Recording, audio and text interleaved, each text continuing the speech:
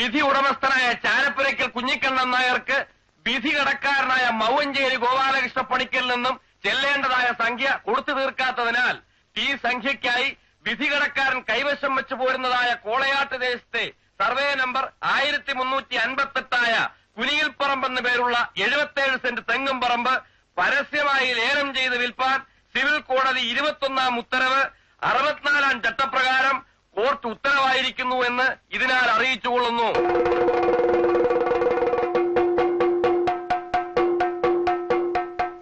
ആർഭാടം കാണിച്ച് ആളാവാൻ നോക്കിയ ഒടുവിൽ തന്നെയാ സ്ഥിതി. പെങ്ങന്മാരുടെ കല്യാണം നടത്തി കഷ്ടപ്പെട്ടു പോയല്ലോ പണിക്കര്.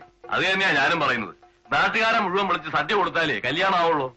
പണമില്ലാത്തോടെ രജിസ്റ്റർ ഓഫീസില്ലേ? കല്യാണം പെണ്ണിനെ കെട്ടാൻ പോകണം ഇഷ്ടമുണ്ട്. പറഞ്ഞു മനസ്സിലാക്കി കൊടുക്കണം. ഇപ്പൊ എന്തായി? നല്ല കാശ്മീർ കണ്ടം പോലത്തെ 77 സെന്റ് സ്ഥലം വെള്ളത്തിലായില്ലേ? അതൊന്നും പറയാറായിട്ടില്ല. സിവിലും ക്രിമിനലും വക്കീലന്മാരെക്കാൾ അരച്ച് ഇറക്കി കുടിച്ചവരാ ഗോപാലകൃഷ്ണ പണിക്കര്. അങ്ങനെ ആരാ മോൻ? ഗോപാലകൃഷ്ണ പണിക്കരുടെ അടവൊന്നും കുഞ്ഞിക്കണ്ണൻ നായരുടെ അടുത്ത് നടക്കാൻ പോണില്ല.